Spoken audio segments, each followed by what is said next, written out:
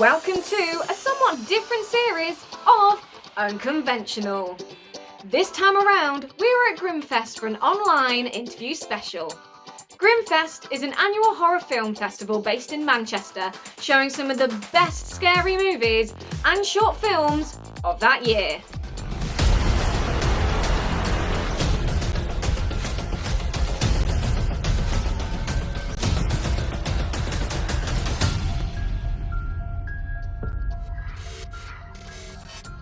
So, thanks for tuning in. Over to you, Kieran. Thank you, Fran. Hello again, everyone. Kieran here with Bad Mosquito, and I'm still at GRIMMFEST. This latest interview for you is with some of the cast and crew of the film, The Special. And when I say some of the cast and crew, it is the biggest interview I've had so far. Plenty of people involved in this one. The Special is a film that, while sticking to the tropes of horror, actually follows the very serious subject of addiction. So it's very interesting to talk to this cast and this crew about how they dealt with that in the horror theme. Let's see how we got on.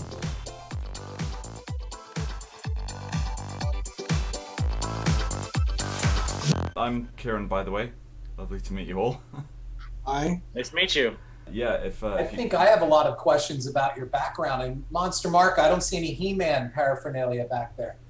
You want me to go put my shirt on, or I got a He-Man shirt, or we can get some action figures in here. I got Godzilla and stuff everywhere. So Godzilla's always good. But I just know you love your He-Man. This right here. Oh, look! Gift from my dad from when he was a kid.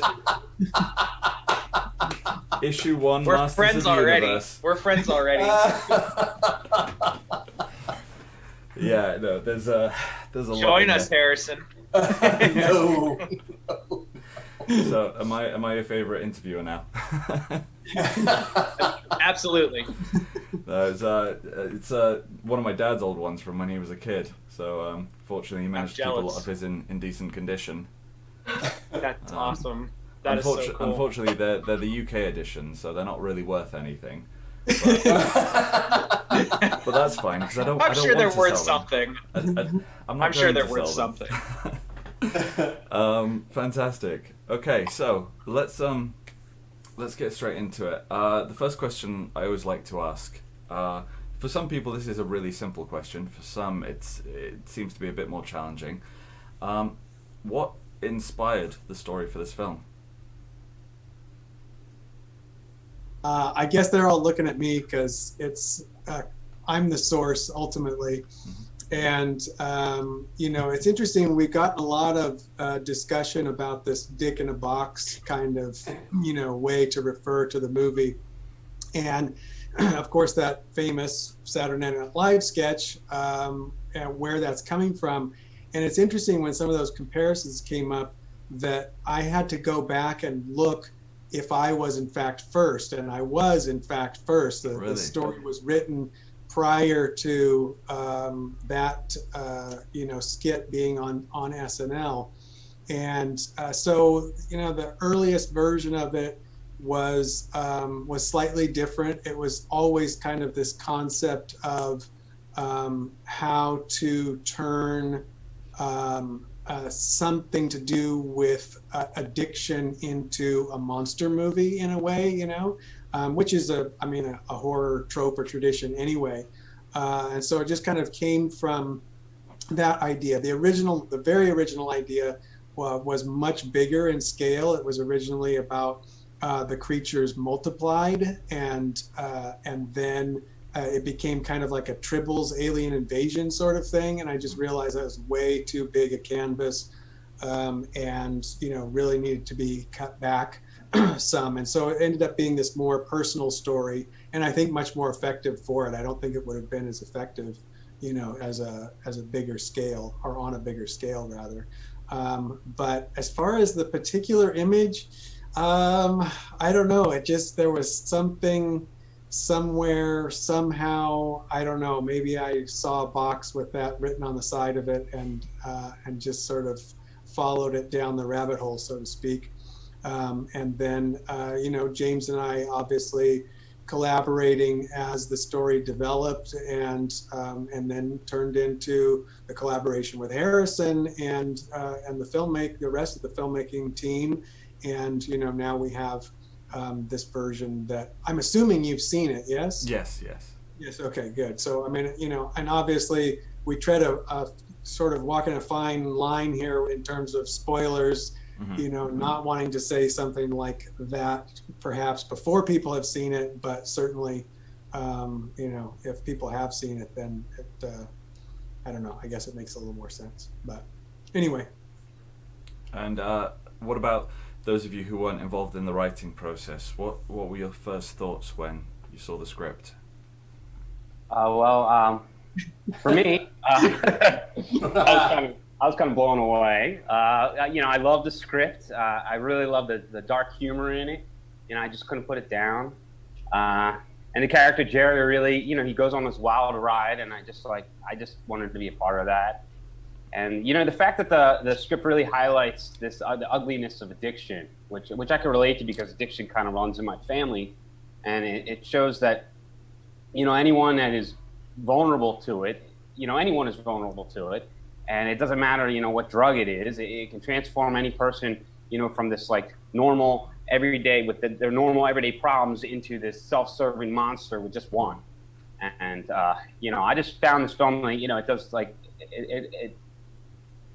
like a dark, fun way, gross way of holding that mirror up to anyone who needs it. If I can interrupt real quick, I remember Davey's first conversation with me on the phone. And I remember assuring him, we will not embarrass you. But yeah, talking with Harrison, it was kind of like, we said we got to play it straight. It's the only way it's going to work. Any of the comedy in it or the dark humor, which I think it's part of, it's just as long as we play it straight and I play it real, I think then it works, and I really think it does. And it was fun to do, I'll tell you that. I mean, one thing I discussed when talking about the whole, on the one side it's addiction, very, very serious subject. On the other side, it's now become a Saturday Night Live sketch. You managed to make it so that there was that dark humor element, but it's not kind of the sort of parody that you'd expect from something about a dick in a box. And I realized, had you replaced the box with something like some Class A drugs or something like that, or alcoholism or anything like that, it would have worked just as well, because there was so much focus on the addiction side of it. And I think with what you're saying about playing it straight really, really benefited the film. I think it could have very easily turned into parody if you hadn't, but the writing was there, the acting, the directing was there. It was very straight, and it was, made you think, which is not what I was expecting after I saw the trailer to it, I'm going to admit. Good. I think what Davey is saying and what you just said was, if we don't take it seriously, then why should the audience? That's one. And number two, I think what also was really important about it, we got it out of the way in the opening of the film when Davey goes into the room at Madame Zora's, and he looks right at the box, and he does say it. He just kind of goes, dick in a box. Like, we knew we had to get that out of the way, because there's going to be somebody watching it, whether it's theatrically or in a screening or whatever, that's going to start singing the Dick in a Box song. And so we wanted to get ahead of it. And so when we present it, I had the composer set it up that the box with the music, if you listen to the music, I mean, Matt Neese's cinematography makes it very clear that we're in this prostitute's room, and yet the music conveys a kind of femme fatale, that saxophone kind of bluesy, film noir kind of feel. So in the beginning, Davey made it very clear, we don't want to go satire. Yes, it is Dick in a Box, but I think we did a pretty good job of getting out in front of all of that, and getting that out of the way to show that we have a serious film. And the one thing I would like to add, and I'll let everybody else speak, was just simply, Davey was the first person I thought of to play Jerry, simply because he has this Anthony Perkins kind of quality to him, where he has this very boyish face, He can smile, and even when he's smiling, there's a little bit of a twitch there. And even when Perkins is doing that in Psycho, and especially in the subsequent sequels to Psycho, he has this kind of boyish innocence, but there's a malevolence behind it as well too. And I really felt that came through in the film. Okay, great. So this might be a bit of a strange question for some of you, but what was your favorite scene to film? Well, let Davey and Doug and a couple others, and Mark, you were there. I mean, Mark was there for all those blob scenes. So I'm thinking about it. Well, I love. I mean, you don't know. I don't want to give anything away, but there are scenes with this kind of creature thing, and if you could see behind the camera where Mark is doing the puppetry of this thing, and it's just from my angle, it's priceless. And I love those scenes because it's I'm acting with him, but not him. This blob, and he's interacting with it with the kind of this how he's manipulating the puppetry. So those are really fun. Those were a challenge in a good way. All of that stuff was fun. Messing around with the puppet and trying to get it to hiding the tubing and everything in it, and just I don't know. My wife and I are avid Muppet fans, so I was like, hey, I'm actually puppeteering in a movie, but this is a puppet. It's this thing Davey's having sex with. So it's completely not quite Jim Henson. The other end of the spectrum there, but it was all fun. Yeah. One of my favorite scenes was with Dave Sheridan.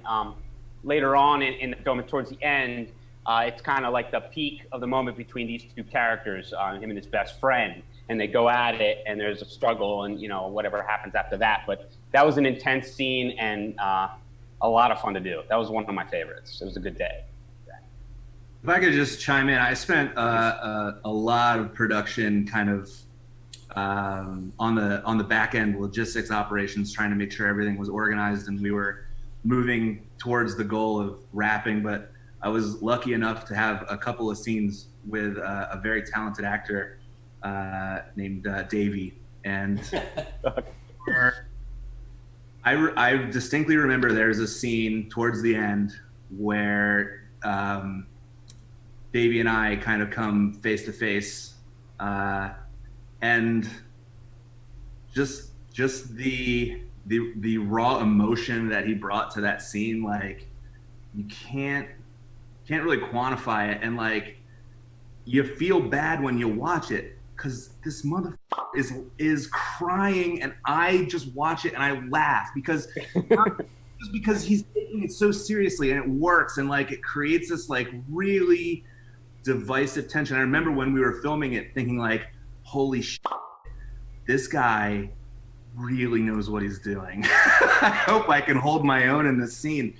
So it was just a real privilege and a pleasure to work with Davey, and I think that what he brought to the film goes way beyond just the character that he portrayed, but he's just a world-class guy and a world-class actor, and I think that this movie shows that. If I can jump in, I should probably say something. I couldn't agree more, Davey. I remember thinking when I first heard this, who is this guy who has signed on to do this? Why? Man, you nailed it. It was such a performance. Thank you. It's the one you'll be remembered for, man. That's okay. I'm proud of this one. It's cool.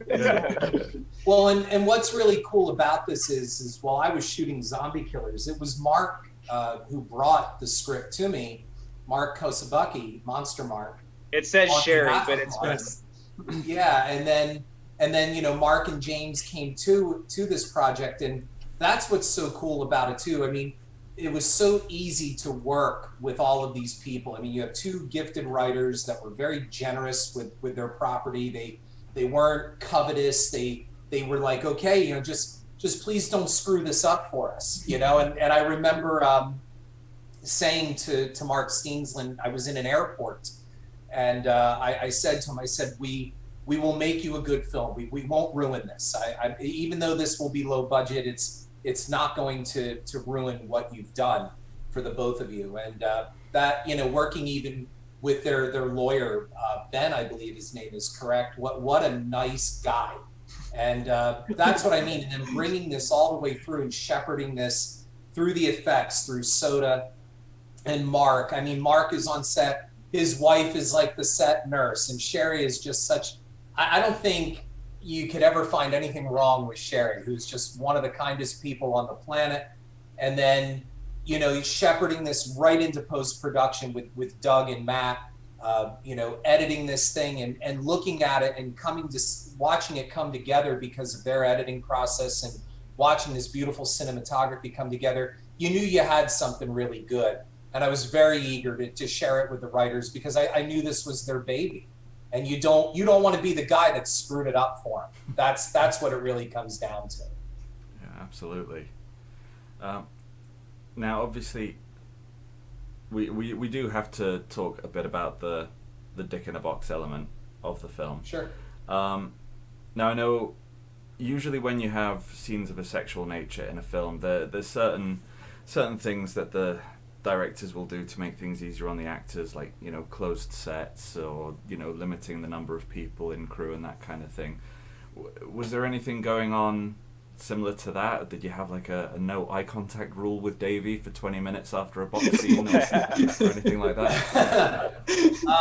No, in fact, I'll start just real quickly, and I'll let Doug and even Mark jump in, because Mark was present for a lot of that stuff as well too. And I believe, and Doug, correct me if I'm wrong, the very first scene that we shot was Davey going to town on the box.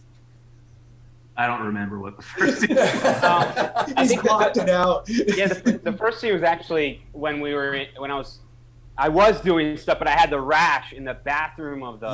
Yes.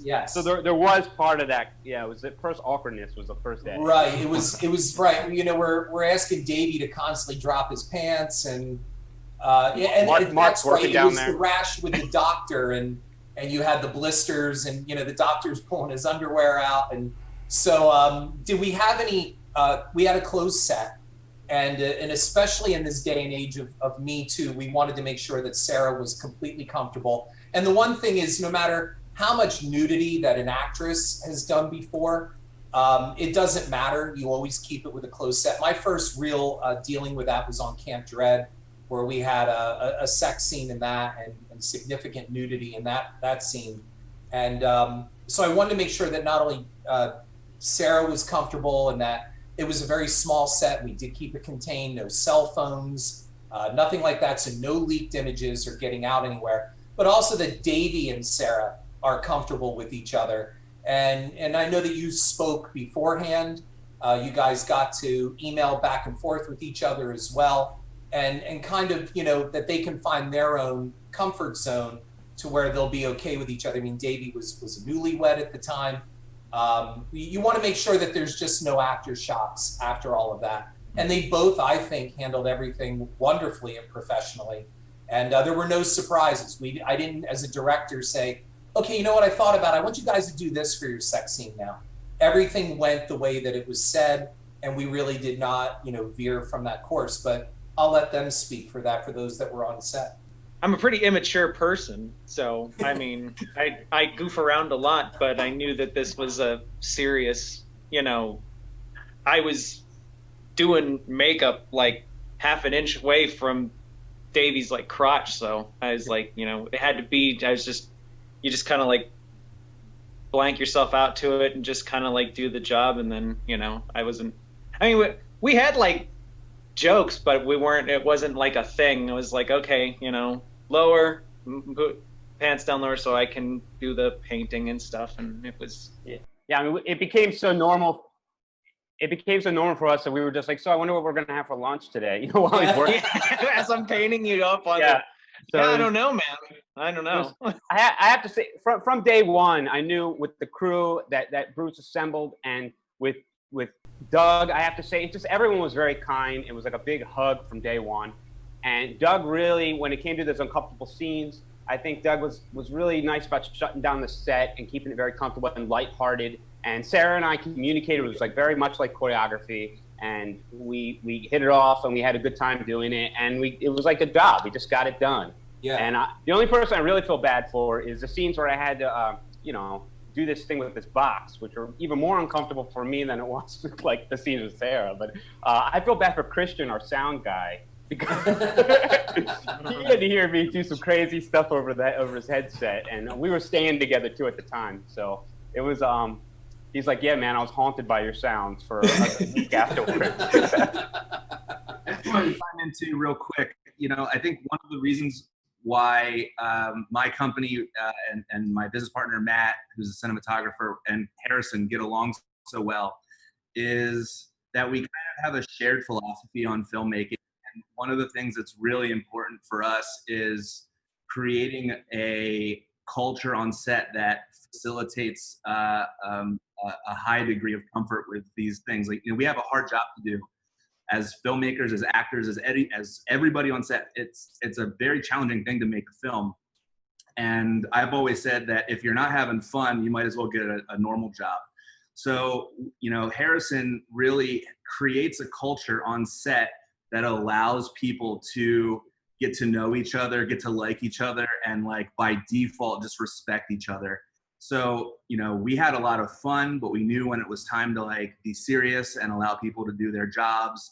And it just create the whole process of making the film was really a pleasure. I think I speak for everybody on set, because we became a family, and and it was fun. And I don't think it required a lot of enforcement to give Davey the space and respect that he needed to give his performance, because everybody from the production assistants to the producer loved him as a person and wanted to give him the space to do his job the way that he wanted to do it. So Davey gives me credit apparently, but I just think that that's just a product of the culture that we had on set, and a reflection of the quality of the people that were working on the film. Nice. Well said. I would agree. Mm-hmm. So you said earlier about how you wanted to do the best film you could with a low budget. You didn't want to let your writers down. You didn't want to let anyone down. But were there any scenes, either because of budget restrictions, time restraints, anything like that, any scenes that either were in the original draft that you couldn't do, or any that you thought of and things you really wanted to do for the film but weren't able to? Yeah, I know that Mark and James had written that the thing moves. It would actually like motivate. It would move, kind of thing. And we tossed that back and forth with Doug and Matt for a while on whether this thing was actually going to slither, move, that kind of stuff. On one scale, I was worried about it becoming too much like The Blob. Mm-hmm. That's one. But then the other thing would be, if we can't do it right, like if we don't have the proper money to really animate this thing, then people are going to fixate on that, and it's going to take them out of the element. So we kind of left it that it pulses instead of, and I thought Mark did a wonderful, God bless Mark and his lungs for making that thing pulse the way that it did, which I felt did a far better job of conveyance of animation. So yeah, that, maybe, it would just depend more on maybe have a few more locations kind of thing. But what I like to think of is, the fact that what we had, we always amaze people when they go to watch the film, because low budget, as you know, conjures up images in people's heads of certain levels of production quality. And my whole podcast is about that, which is called Cinema. And I'm going to plug it because it's not about movie reviews. It's about people with the ability to do better that simply choose not to. We, I think, squeezed every bit of production value that we could with the materials we were given, and exceeded that because we cared. As Doug had said, you create an environment where we're all in this together. And I'm not just saying that because the two writers are on this interview. I don't want to be the guy that wrecked their script. And I take that seriously because I'm a writer myself. So when you have Doug and Matt's got to shoot this effect, or Mark, who has labored over the puppetry, you want to make sure that all of it works with the means that you have. So other than making the thing animate or slither or move more, I'm really happy with what we got. I really feel we got a hell of a lot out of the transformations, as I don't want to give away too much for this interview for those who haven't seen it. But I really think, you know, the transformations were all practical effects, and which is great because we have a thing now that I call film dysmorphia, where our brains have become so accustomed to CGI that when we actually see practical effects now, we go, oh, how'd they do that? Well, what is that? Because with CGI, we know how they did it. Well, they put it in a computer. They walked in front of a green screen, like, you know, the first 3 episodes of the new trilogy in Star Wars, you know, episodes 1, 2, and 3 are walk and talks in front of green screens. So now we have pulsing and bladders and puppetry and all of that, which is nice to see again. So I hope that answered the question. I'll let everybody else chime in, but that's my opinion. I just want to say, you know, working within these budgets, like, I'm sure that if we had a time machine and go back and watch what we were doing, we would see just compromise after compromise after compromise, and like trying to like figure out a way to get through what we had to do today with the amount of time that we had to do it and the resources that we had. But when you're doing it, I think you're just so focused on the goal of doing your job well with the resources that are actually practically available to you, that you know, as I watched the team work, you know, it wasn't about missing what we couldn't do. It was about being excited about what we were doing. So I don't think a lot of those things really stuck in my memory, at least, because as the performances were rolling in and as the scenes were getting checked off the list, it was like, this is good stuff. You know, it was all positivity, and it wasn't, I mean, I'm sure that there are things that we would have done differently and Harrison wanted to do. There was probably a million of them, but what was important was that what we were getting felt good, and that we were making progress, and that we were getting it done. So I'm sure that other people have things that had to get remember that stick, but for me it was just, I'm so proud of what we're accomplishing with so little.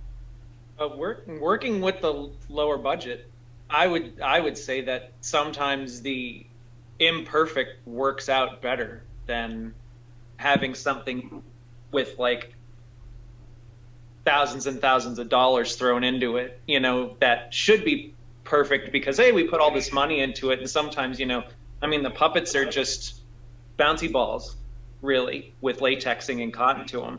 And that's an 80s, 70s thing, you know? I mean, that's just like a trick. There was no mold making for those puppets or anything. And my favorite part about that was, I haven't even seen the movie, to be honest. I haven't seen it yet. So I don't know if, I don't know if you used the last puppet that I made with Davy's face on it. Did you use it, or? You'll have to see. You're killing me. You're killing me. But that was my favorite thing, is because I took Davy's head casts in my kitchen and mailed them to Roy for the transformation stuff. And then before I mailed them, I was like, I'm going to take a couple of latex pulls of Davy's face, and I was like, I'm going to get another blob going and then put his face onto it. And then, oh, okay, this will look cool, because that'll be kind of like, I mean, not to be crude, that's the money shot for me, is like, oh, it's full circle after the transformation and everything. And you see that for me, that's the payoff. If I was watching it cold, you know, so. I just want to say really quickly that I can't believe the film crew is not discussing the conditions under which they filmed this in Pennsylvania in January, February. And I understand that the night shoots, it was below zero in some cases, or 17 degrees, and that the lenses froze. So they were, you know, fighting some incredible conditions, and that's almost the kind of thing that you can't throw money at. because you're dealing with the elements in that way. And so, I mean, really a remarkable thing to just think about those particular conditions and what they, were dealing with and overcoming to make the film work as well. So, incredible. In my scene with Davey, where I was vaping, it was freezing. It was freezing that night, like below luckily zero. we were in the cars, so. Yeah, we were in cars with the heat going, but it's like, everyone's standing outside, like on the corner, like. I felt so bad for Christian and Matt out there in the cold, and we're in the cozy cars. Yeah. I was like, I picked the right job. Matt was a beast with filming in that cold. Oh yeah. Yeah, he's a monster. Yeah. All right. Well, that actually brings me to the end of my questions. If there's anything else you'd like to let our audience know about, possibly give us a full-on plug for your podcast as well, because that definitely sounds like something our audience would be interested in. Then please go ahead. I had a bad joke that the time has passed. Love a bad joke. We'll edit it. When we were talking about things that the budget did not allow Harrison to do, I was gonna make a joke about how, as much as I love the film, I will always wonder what could have been if he was able to pull off the 12-minute blob / car chase scene through the streets of Venice. That's all I've got. We didn't get a chance to do that French Connection chase scene. We didn't get a chance to do that. That's the special 2, I think. That's the Electric Boogaloo. Yeah, Jean-Claude Van Damme will be in that one. Yes. We'll do the multiplying and the tribble stuff in the sequel with the car chase. Yeah. Turn it all into a big theme park on a remote island. So the boxes all escape. Okay, well, thank you very much, everyone. This has been the biggest interview I've had so far. It's been really lovely speaking with all of you, and best of luck with the film. Thank you. All right, well, thanks very much, everyone. Enjoy the rest of GRIMMFEST. Thanks. Thank you. Catch you later. See you later. Very much. Take care. Bye.